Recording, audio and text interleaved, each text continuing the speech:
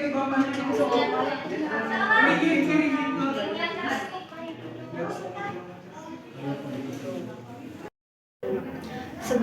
alangkah baiknya kita memperkenalkan diri terlebih dahulu ya.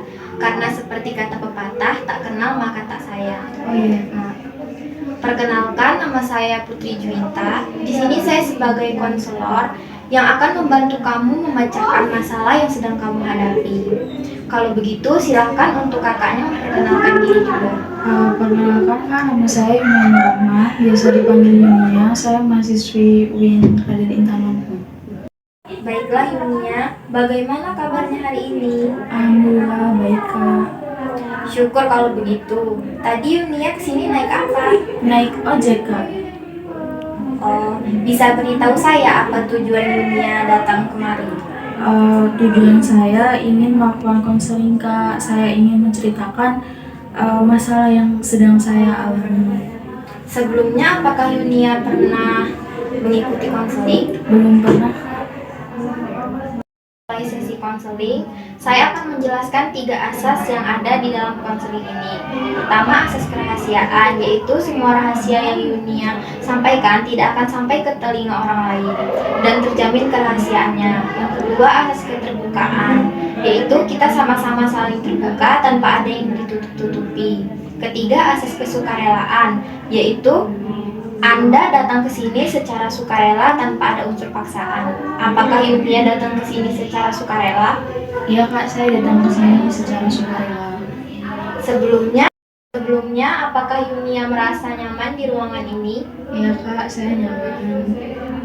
Sebelum kita membahas permasalahan Yunia, alangkah baiknya kita membuat kesepakatan waktu yang diperlukan untuk proses konseling ini. Apakah 30 menit sudah cukup untuk melakukan proses konseling? Iya Kak, saya rasa cukup.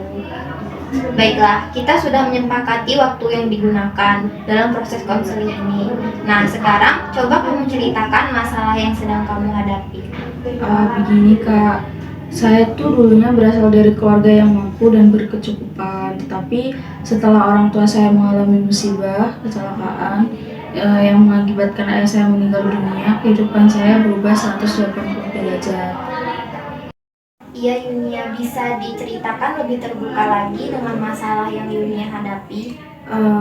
Bisa, karena setelah kejadian itu mengharuskan saya menggantikan tugas ayah saya menjadi tulang punggung keluarga Kak. Jadi mau tidak mau setiap pulang kuliah mengharuskan saya bekerja keras untuk mencukupi keberlangsungan hidup saya dan ibu saya yang sekarang masih dirawat pasca kecelakaan Kak. Iya, jadi Yunia sekarang merasa terbebani jika harus bekerja setelah pulang kuliah ya? Iya Kak, apalagi sekarang sepulang kuliah kan saya pribadi sebenarnya juga sudah capek. Iya, saya mengerti perasaan Yunia. Apakah tidak ada saudara dekat dari keluarga Yunia yang bisa membantu perekonomian keluarga Yunia saat ini? Sebenarnya ada sih Kak, walaupun masih satu kota tapi jarak rumah saya dan keluarga saya juga cukup jauh juga. Iya, dan apakah Yunia pernah mencoba datang untuk meminta bantuan? Pernah sih Kak sekali, dan mungkin karena saya kesananya juga sendirian jadi tidak begitu diperhatikan. Dan sebenarnya juga ibu saya juga sungkan jika harus berhutang walaupun dengan keluarga sendiri. Mengapa Ibu Yunia merasa seperti itu? Mungkin ibu saya takut nanti kalau tidak bisa mengembalikannya karena ayah saya sekarang juga sudah tidak ada Kak. Soal pekerjaan yang biasanya Yunia lakukan tadi seperti apa ya? Saya melakukan pekerjaan yang bisa saya kerjakan saja Kak. Saya biasanya membantu bersih-bersih di suatu tempat rumah makan. Apakah dengan pekerjaan yang Yunia lakukan tersebut sudah dapat mencukupi kebutuhan keluarga? Dan bagaimana tanggapan Ibu Yunia sendiri dengan pekerjaan yang dilakukan Yunia tersebut? Sebenarnya masih sangatlah belum Kak, karena itulah saya merasa sangat pusing jika harus memikirkan kebutuhan ekonomi keluarga. Mungkin lebih baik saya menyusul ayah saya saja Kak. Saya sangat merindukan sosok ayah saya saat beliau masih hidup, sedangkan ibu saya sebenarnya juga tidak tega melihat saya harus bekerja Kak, tapi ibu saya tahunya juga saya bekerja yang biasa-biasa saja, tidak seperti yang saya ceritakan tadi Kak. dengan Yunia ingin mengakhiri hidup, apakah itu jalan keluar terbaik? Dan bagaimana dengan nasib ibu Yunia yang sedang sakit? Dan bagaimana sih sosok ayah Yunia ketika masih hidup? Iya juga sih kak, bagaimana dengan ibu saya nantinya dan siapa juga yang akan merawat ibu saya kalau saya juga pergi. Tapi mungkin sebaiknya saat putus kuliah saja ya kak, supaya saya lebih fokus bekerja untuk mencukupi kebutuhan keluarga saya. Kalau untuk sosok ayah sendiri, saya adalah seorang pekerja keras sampai keberhasilan usahanya dapat membahagiakan keluarganya kak.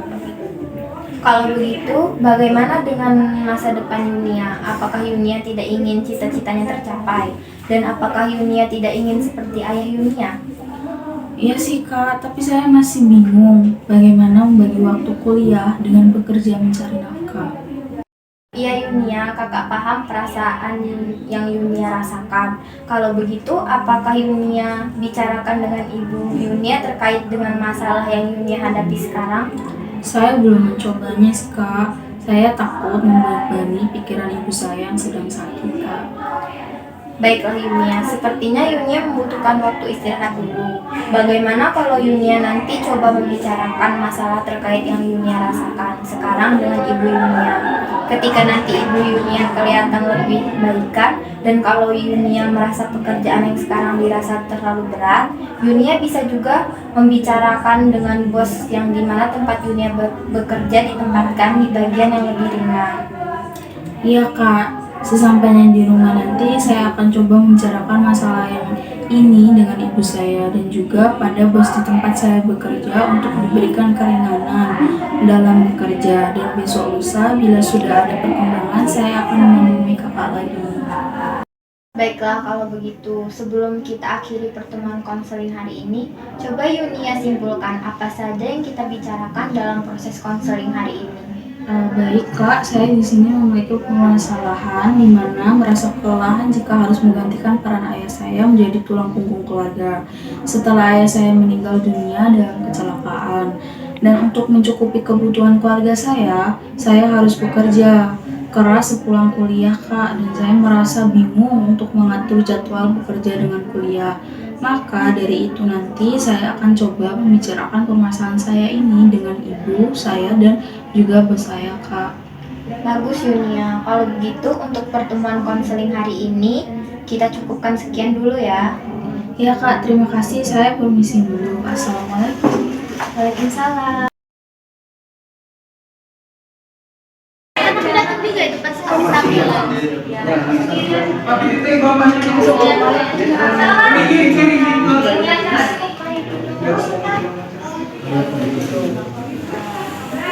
Dunia bagaimana kabarnya? Tampaknya hari ini lebih segar dari yang kemarin. Iya kak, kemarin setelah pulang dari konseling dan ibu melihat saya lebih baik, kan saya mencoba membicarakan permasalahan yang saya rasakan. Lalu bagaimana tanggapan dari Ibu Yunia sendiri? Sebenarnya ibu saya juga tidak ingin jika saya merasakan kelelahan jika harus bekerja lagi sepulang kuliah, dan ibu saya juga sangat kaget kalau pekerjaan yang saya lakukan selama ini adalah bersih-bersih di suatu rumah makan. Ibu saya juga berpesan untuk lebih fokus saja dalam berkuliah, dan ketika nanti ibu saya sudah sembuh juga akan ikut bekerja mencari penghasilan kak. Wah, kakak merasa sangat senang. Tentunya sekarang Yunia lebih semangat lagi, dan karena telah mendapat dukungan dari Ibu Yunia sendiri.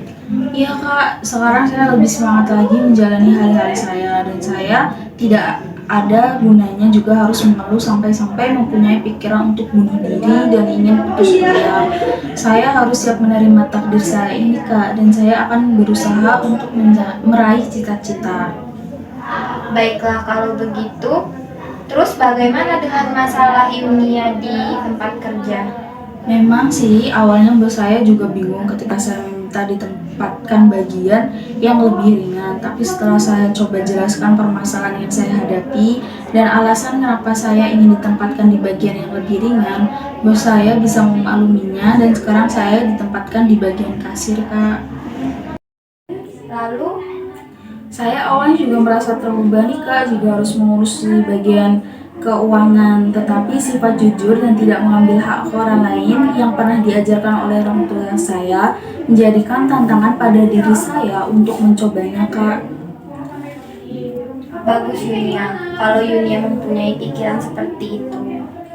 Iya, Kak, pastinya saya akan berusaha menjaga kepercayaan yang diberikan kepada saya. Nah, sekarang apakah Yunia sudah merasa tidak terbebani jika harus bekerja sepulang kuliah? Mungkin bukan saatnya lagi, Kak, jika saya harus menanggapinya sebagai beban hidup, tetapi saya akan lebih menganggapnya mulai belajar untuk lebih bersikap dewasa dan belajar tanggung jawab. Saya juga sudah bisa mengatur jadwal belajar dan bekerja, Kak, walaupun pekerjaan saya sekarang lebih ringan. Bagus kalau begitu Yunia, kakak juga senang mendengarnya. Yunia bisa mengatur jadwal belajar dan bekerja. Kemarin saya membuatnya berdua, Kak, bersama ibu saya biar ada masukan juga dari orang tua. Iya bagus kalau begitu Yunia. Jadi komunikasi dengan orang tua harus tetap terjaga baik ya. Iya, Kak, saya akan melaksanakan isi jadwal yang telah saya buat sebaik mungkin. Dan saya juga mau mengucapkan banyak terima kasih kepada kakak yang sudah menolong saya dalam masalah yang saya hadapi. Begini Yunia, di sini kakak tidak melakukan apa-apa dan hanya bertugas membantu Yunia. Tetapi hasil yang Yunia capai sekarang ini memang adalah usaha dari Yunia sendiri. Kakak juga pun merasa senang jika Yunia menjadi lebih baik lagi. Bagaimana? Apakah Yunia sekarang lebih lega dari sebelumnya? Iya, Kak, sekarang saya sudah lega karena yang menjadi beban saya selama ini sudah terselesaikan, Kak. Iya, kakak ikut senang. Baiklah kalau begitu, coba sekarang Yunia simpulkan pembicaraan kita dari awal pertemuan sampai sekarang. Baik, Kak, di mana sebelumnya saya merasa kelelahan jika harus bekerja sepulang kuliah karena menggantikan peran ayah saya sebagai tulang punggung keluarga. Dan saya juga sempat putus asa dan ingin bunuh diri atau lebih baik putus kuliah saja karena saya mengalami kebingungan dalam pembagian jadwal bekerja dan kuliah. Dan akhirnya kini saya telah dapat mengatasinya setelah mengkomunikasikannya dengan ibu dan bos saya. Selain itu, sekarang saya juga mempunyai jadwal kegiatan harian yang harus saya patuhi.